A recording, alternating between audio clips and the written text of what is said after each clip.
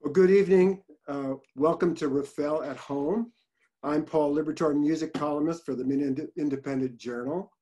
And our guests tonight are Dustin Tittle and Matt Riddlehoover, producer and director of the documentary My Darling Vivian, the little known story of Johnny Cash's first wife and the mother of his 4 daughters.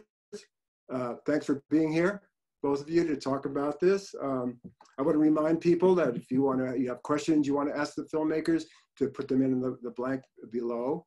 You can fill in your questions and we'll get to them in a little while. And you can also see the film at rafaelfilm.org. It's Rafael at Home with rafaelfilm.org.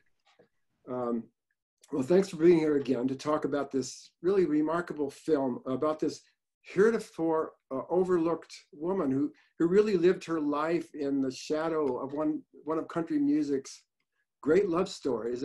It's a kind of a mythological love story, Johnny Cash and June Carter, and which must have been was a very hard thing for her to have to deal with.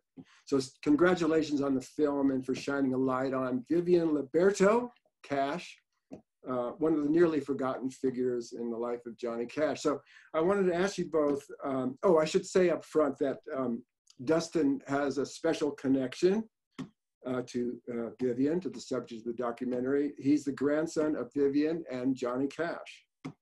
And he and Matt are more than just creative partners. They were married in 2014. So congratulations on your wedding. Even though you're not newlyweds exactly anymore, but almost. So I should ask you first, how did this come about? I know the story is told primarily through the lens of the 4 daughters who all participate. And what gave you the spark? Was it, Dustin, you hearing stories about your grandmother, or what? How did it happen? That's a you question. Okay, so that's a Matt question. Okay. I'd heard stories about Vivian for years from my mother-in-law, and it was interesting because everything I was hearing about her mother and her upbringing didn't really match up with what I'd seen in the 2005 film Walk the Line, which, I didn't grow up with Johnny Cash. So what I thought I knew about the family came from that film. I thought it was a good movie. I enjoyed it. So I became very curious, and Kathy told me that her mom had written a book, and that it was filled with all of these love letters, and that her parents had this great romance. And, I'd always just been curious, and we talked about her, and it didn't really go further than that until I was in between projects, coming off of a string of narrative romantic comedies. And I wanted to make a documentary about a mutual friend of ours who has had quite a colorful life herself. And I approached her about the project, and she wouldn't have anything to do with it, and said, well, what you need to do is to make a film about his grandmother. So we talked about it for a couple of weeks at length, gave it some heavy consideration, and figured that the only way to move forward would be to have his mom on board and his 3 aunts on board, and to have their blessing. And within 24 hours, they'd all said yes. So that's how it started. So how was Vivian portrayed in Walk the Line? She wasn't portrayed in the best light. So, this is part of rehabilitating her image a little bit from that, would you say? I mean, how was she portrayed in that film? Walk the Line, it's a Hollywood film. And even though it's a biopic, they had to have an antagonist that wasn't just like substance abuse.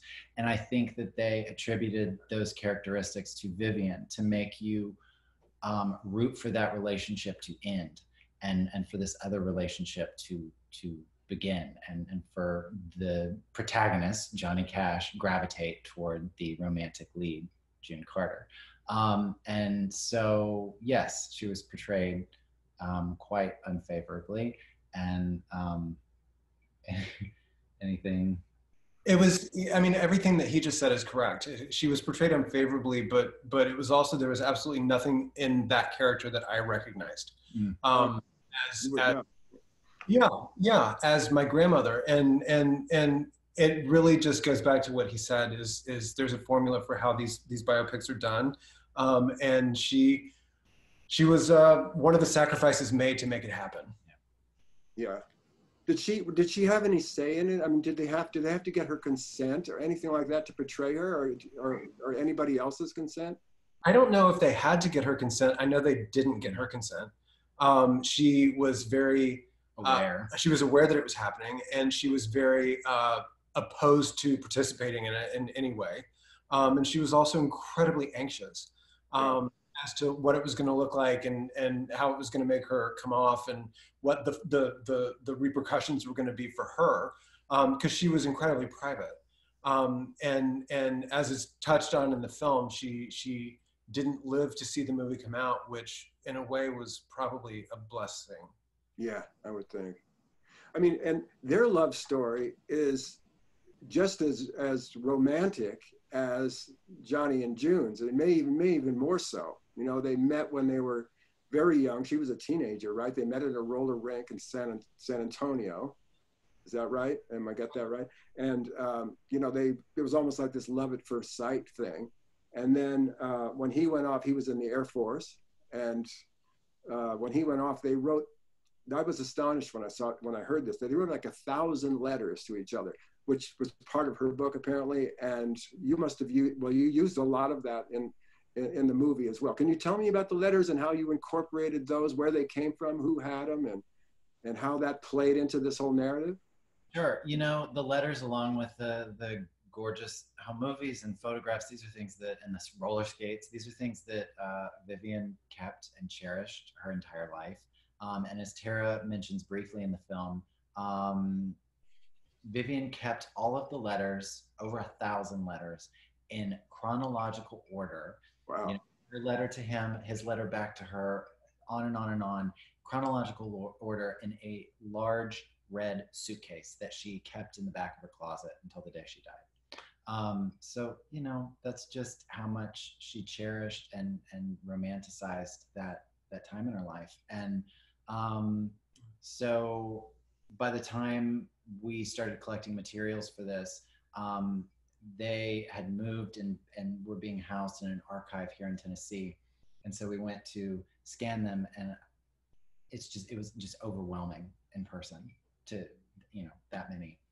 But there's a lot of letters to go through. Yeah.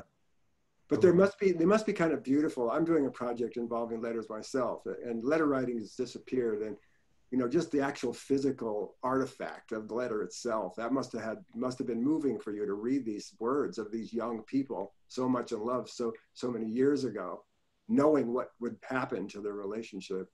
Just adds to the poignancy of this whole project and the whole story, I would think.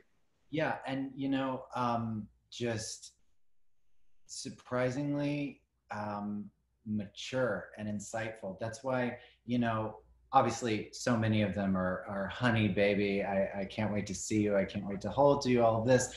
But this one just kind of jumped out and stopped me as I was scanning, and that's the one that I slowed down on in the film, where John is talking to her about her inferiority complex, and it just, you know, he's what, 20 years old, and it just, I thought it was so remarkable to pick these things up and to realize how well they were getting to know each other through written word. Yeah. Which, you know, who has that kind of relationship anymore?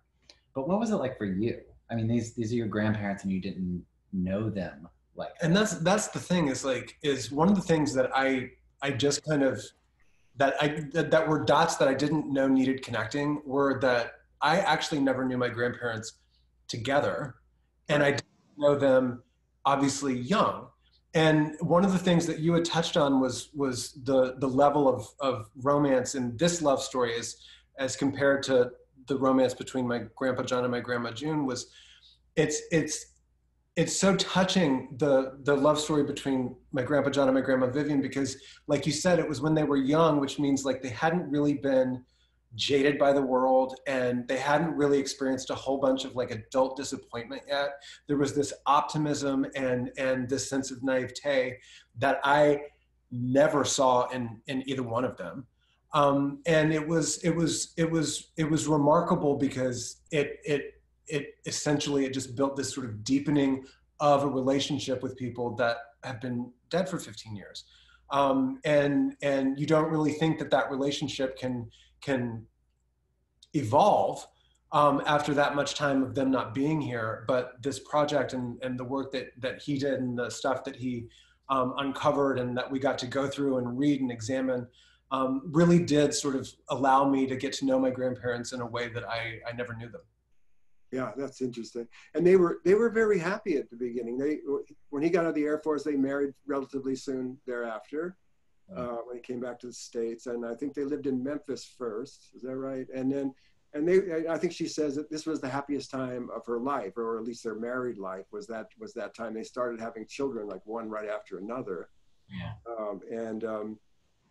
You know, that's sort of the sweet part of the movie, and this innocence of them, you know, when they're first starting out, before he's successful. Yeah. And then, you know, he was determined to follow his career, as he should have. He had that remarkable talent that would not be denied. And so he starts going on the road, and stardom begins, and that's when the trouble starts. And you deal with that in the film. Can you talk about that? How you integrated that part of the story, you know, as things started to unravel. Sure. In their lives. You know, really the entire second act of the film is Vivian's life up in the house on the hill in Casita Springs, and I felt it necessary to kind of just slow down and focus on that, because, you know, for the better part of a decade, she was up there out in the middle of nowhere with 4 little girls. Her husband's on the road all the time. There aren't cell phones, there's not internet. She has this tour schedule, and once it's over, if he's not home, she has no idea where he is. Meanwhile, rattlesnakes and bobcats and inebriated fans showing up in the middle of the night. Yeah. I cannot imagine how just taxing and terrifying and exhausting and horrible it was. And, you know, for me, it's like when constructing the story and, you know, listening to Roseanne, Kathy, Cindy, and Tara tell these stories, it just seems like, it feels like this storybook romance that turns into this horror film. And, you know, and it all happened so suddenly. You know, it didn't seem like this gradual descent. It just, you know. Yeah, I wanted to ask you about that house. I mean, he built this house. He bought the land up on a hill above this rather ordinary little neighborhood, handful of people. I grew up not too far from there, I can tell you. So I'm a little familiar with that landscape. It's kind of forbidding. And why do you think he did that? Did he isolate her? Was there a reason that he stuck her and the kids up there out of reach of everybody? Or was it just, I don't know, was there another reason for it? Or why did you do that? You know, I think you can look at it so many different ways. Roseanne, I remember talking to Roseanne about her remembering vaguely a reason why they moved from Los Angeles, you know, the air quality. But also, like, he was a country boy at heart. He wasn't a city boy. He didn't want to be in the city. And maybe it was, you know, not the most thought out plan, and thinking, oh, well, when I'm home, I don't want to be in the city. I want to be out of the city, not realizing, well, he's not going to be home all that much. So he's kind of uprooting his wife and kids from, you know, this pleasant, you know, neighborhood where they're beginning to have friends and they have a pool and, you know, they're close to things. And then uproots them again and moves them someplace where they don't know anyone. You know, I don't know. I mean, do you have any? Yeah, well, and I think what Matt thinks is correct. You know, it's like I knew my Grandpa John, and I know that his favorite place in the world was a farmhouse that's about an hour and a half outside of Nashville. It is literally in the middle of nowhere. I think it was on like 140 acres, and the town that it was in maybe had a population of 700 or 800. And so that was where he felt at home. And I think a lot of it has to do with the fact that he was raised in the middle of a New Deal colony in the middle of nowhere, Arkansas.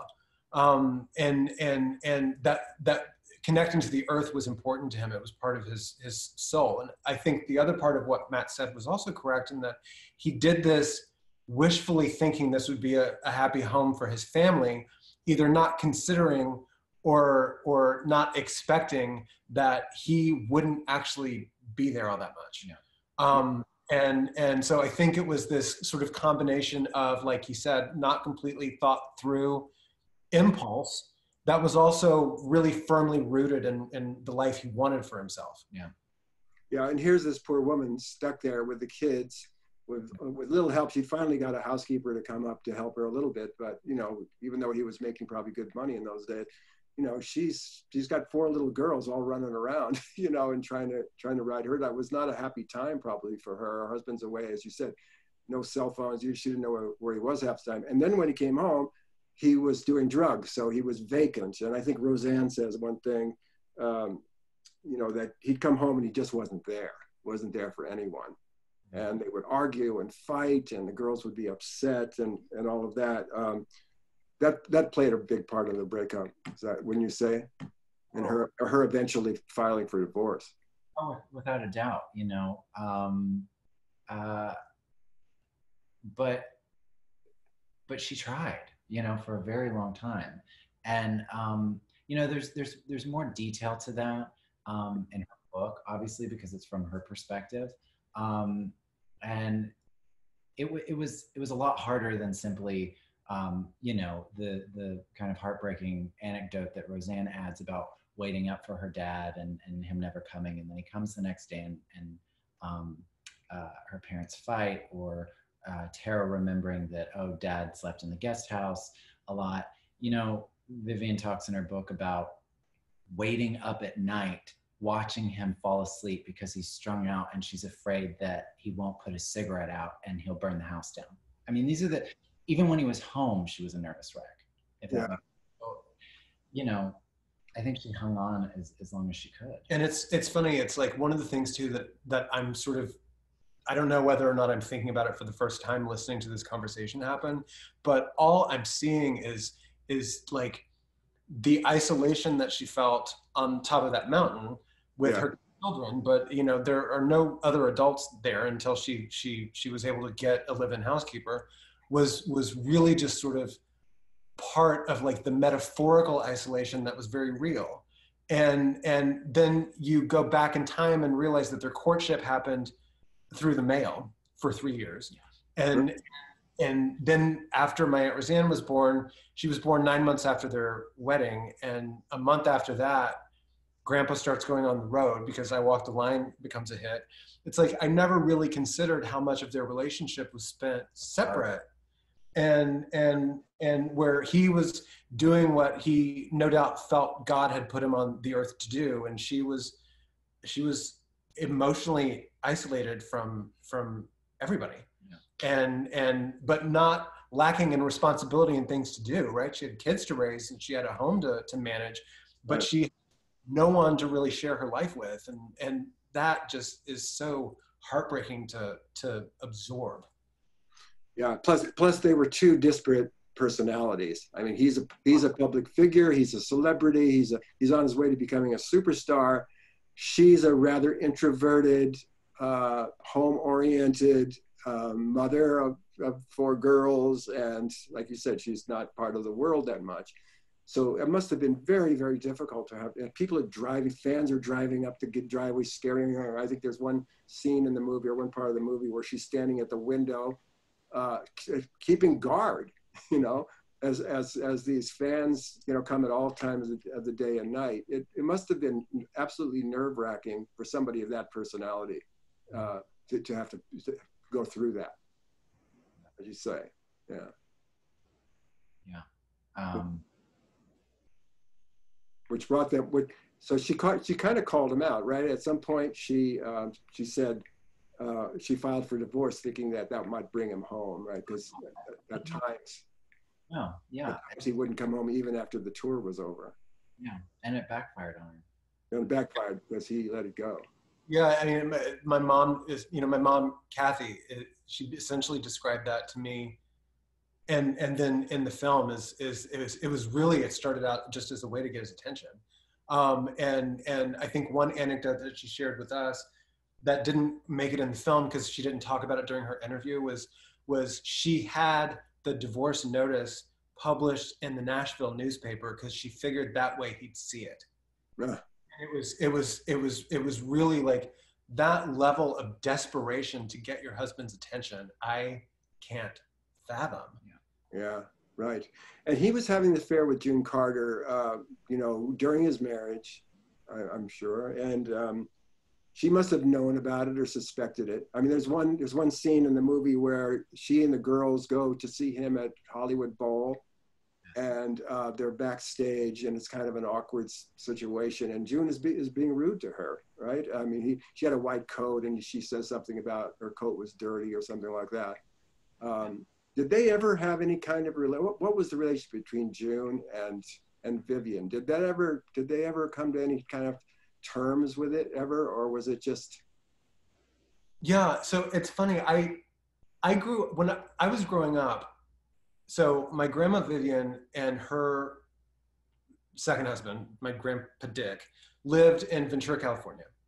And my grandpa John and my grandma June lived just outside of Nashville, Tennessee. And I grew up outside of Nashville, so I was always sort of physically closer to Grandpa John and Grandma June.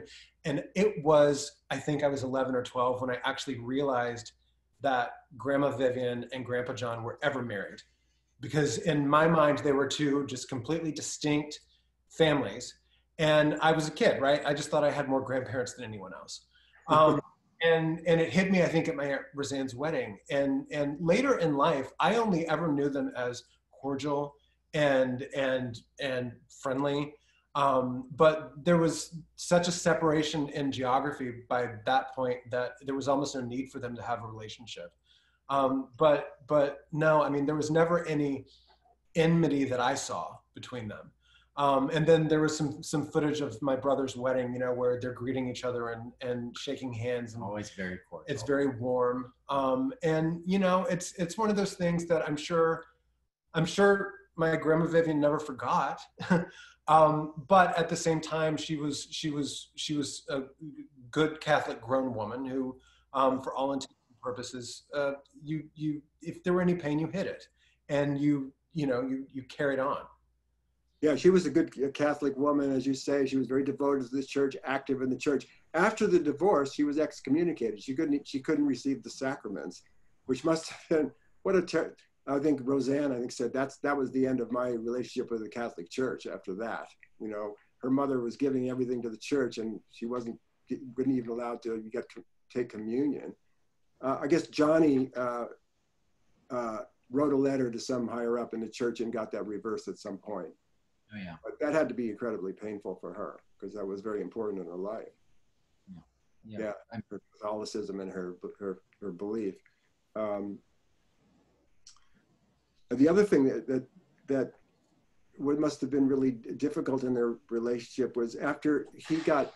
I was talking to my wife and my stepdaughter about the movie, and I mentioned Vivian, and my stepdaughter, said, "Oh yes, I seem to remember her. Didn't Johnny Cash? Wasn't she black? Didn't she? Wasn't she African American?" And I said, "No, that's something that became an issue in their marriage." Can you talk about what brought that about and how that resolved? Yeah. So John famously or infamously was arrested in '65 in El Paso, bringing drugs over from Mexico, and Vivian went to get him out of jail. And there's a photo that was taken as they're coming out of the courthouse, which of quick sidebar. This scene is also in Walk the Line, and he's walking out of that courthouse alone, which is another thing that's kind of infuriating, but especially because of what happens to her. They're walking out of the courthouse, a photo is snapped, it circulates in the local papers there, and then some racist newspapers get a hold of the photo and start circulating it.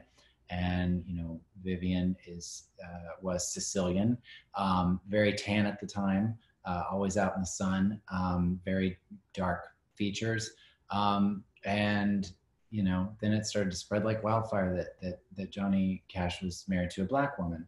And like previously stated, this woman's in the middle of nowhere with 4 little girls. Everyone seemingly knows where they live, starts receiving horribly threatening letters from the KKK, written in red ink, all capital letters. And her husband's never home, and his tours are being threatened in the southern states, and it becomes this whole thing that she has to go through, and at the expense of his career, really, I think. So that's how that started. And honestly, it's like looking back, I don't think it was handled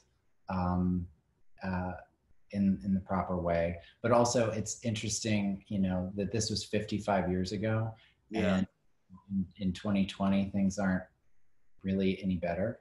And it's kind of just ridiculous. During the 3-year process of making this movie, obviously I would Google her from time to time just to see what was out there in the public.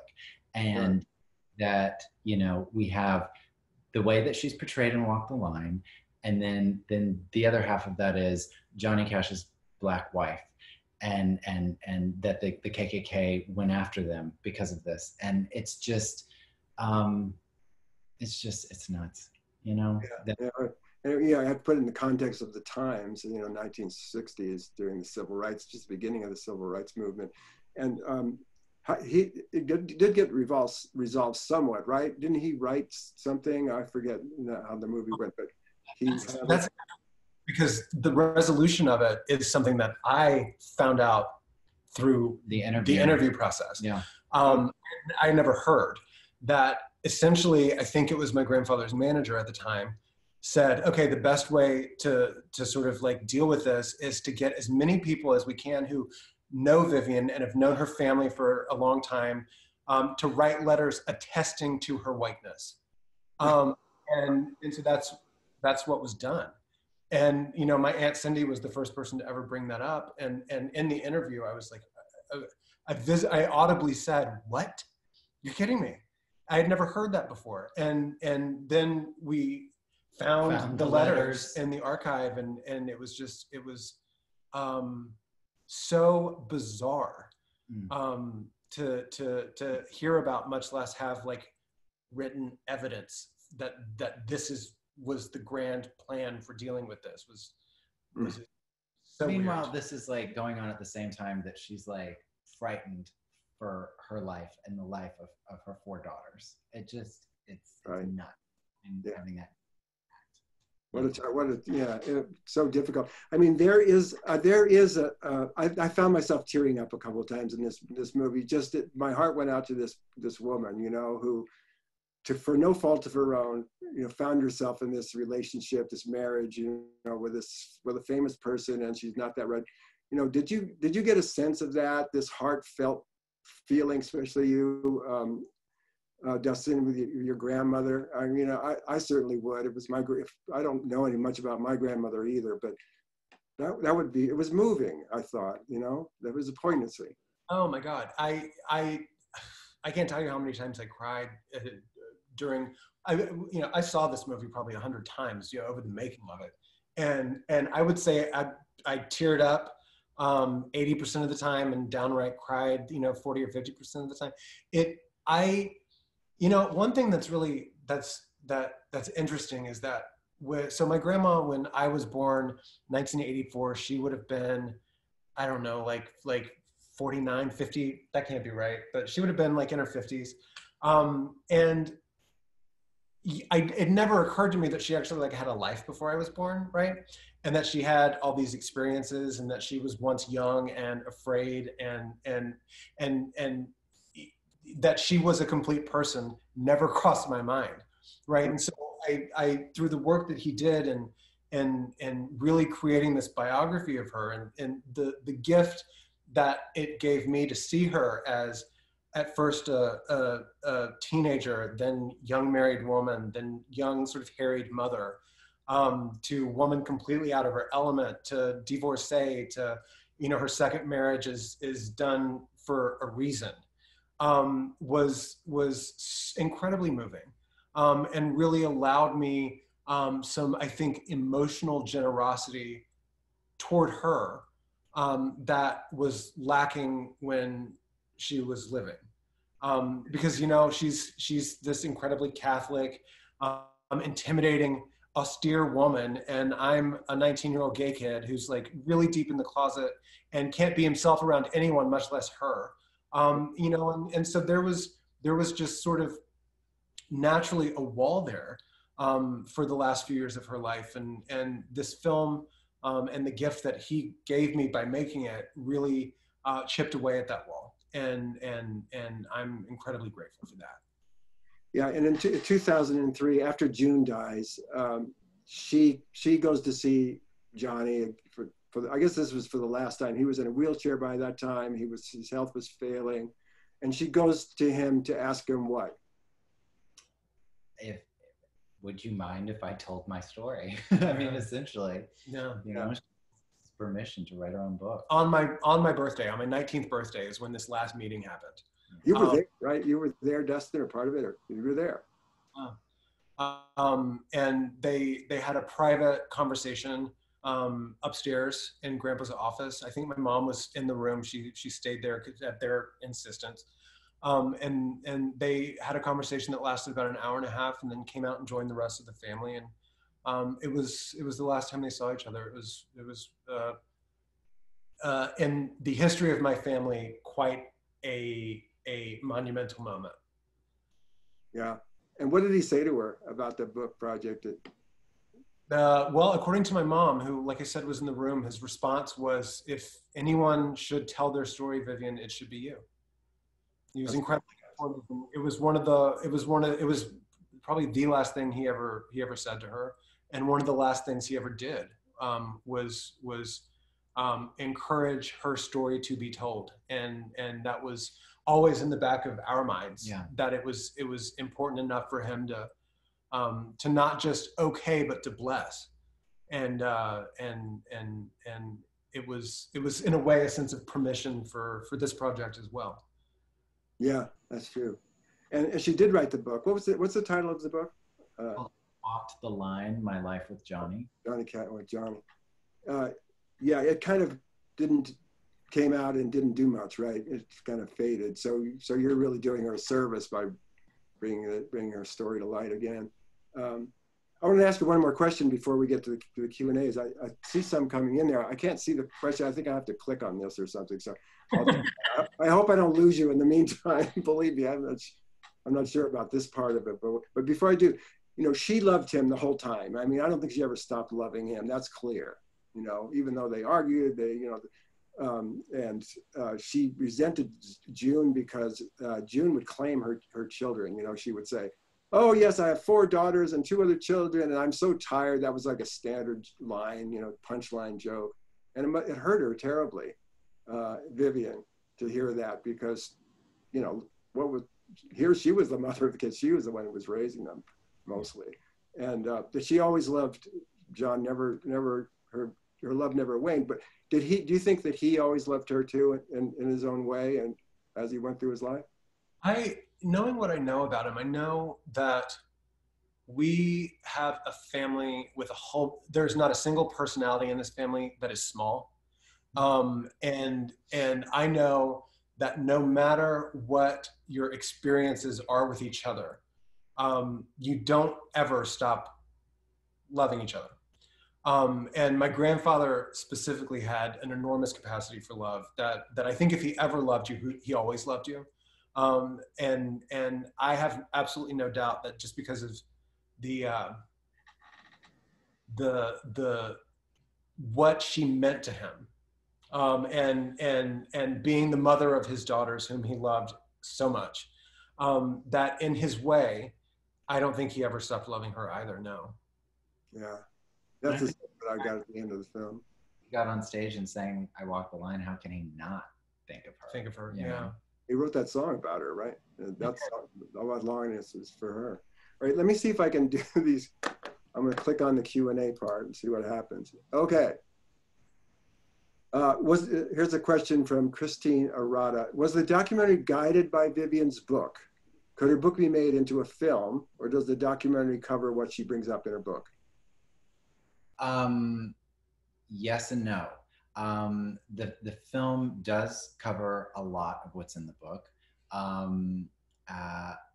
but the film has certain anecdotes and points of view, obviously, from her daughters that are not in the book, but also the book has anecdotes that aren't in the film because it's all through, you know, Vivian's lens. You will find a lot of his letters in her book, though, that you don't get to read in the film. But yeah, I would love to see her story made into a movie or a limited series. A feature. Yeah. You'd be the one to direct it, wouldn't you? Yeah. All right, here's a question from Sandra Wheel. I think that's pronounced right. As Cash's romance with June got serious, did he recognize or understand the pain it caused to Vivian? And how did he react to that realization? You know, one thing that I've gathered about your grandfather through the interviews and through Vivian's book is John was not a fan of confrontation. Yeah. And I think that is why another contributing factor to why he stayed away from home. And I don't know if that fully answers the question, but that's what I would say. That, which I think is absolutely true. And then there's also a depth of, my grandfather was an incredibly observant and brilliant man who had to have known at some point that he wasn't working hard enough on this relationship for it to continue. And I think at a certain point, he had to have seen its end as an inevitability. And that probably gave him permission to do what he ended up doing. Because he knew she was not the kind of woman that he could stay away from for 300 days of the year. And then when he came home, he was not himself. And for that to last, it just wouldn't have. So I guess I hope that answers the question too. Yeah, whereas his relationship with June, I was thinking about this, or his relationship with June, I mean, they're both in the same business, right? They're on the road. She's been on the road more than him by the time when they got together. You know, she was a vet already, a veteran. And so they could relate. They're in the same game and they're traveling together and had an act and all of that. I mean, that's hard to compete with. You can't. You can't compete with it at all. And it was heartbreaking for me to see the when after Johnny Cash dies and they have the big tribute for him at the Ryman, and yeah. She's there and she's completely overlooked. Nobody says a thing about her, you know, except for Rodney Crowell. And he's cut out. And it's not just that they don't acknowledge her, but like they continue to give her children to June, my grandma June, and they continue, you know, to sort of propagate this erasure of her. And like you said, the worst part of it is that she is literally like in the 5th row, watching in real time this like culmination of my grandfather's life. And again, she's nowhere to be found, despite the fact that she's in the audience. Her entire life, you know, there are just so many moments that are just profoundly unfair and in a way abusive. And that was just, you know, as sort of the penultimate one. Yeah, I think we have one more question here from Jolene Huey. Was there any resistance in getting your film made from the Cash family? No. You know, I think this was something that all four of them, Roseanne, Kathy, Cindy, and Tara, had somewhere deep down wanted an opportunity like this to just to unpack all of this and to set the record straight for their mother. And also maybe subconsciously for family history, because there wasn't too much of it out there that was accurate. But yeah, no resistance. Well, you really feel, yeah, because the sisters, all the sisters participate, and they're quite articulate in their stories and really carry the narrative, you know, along.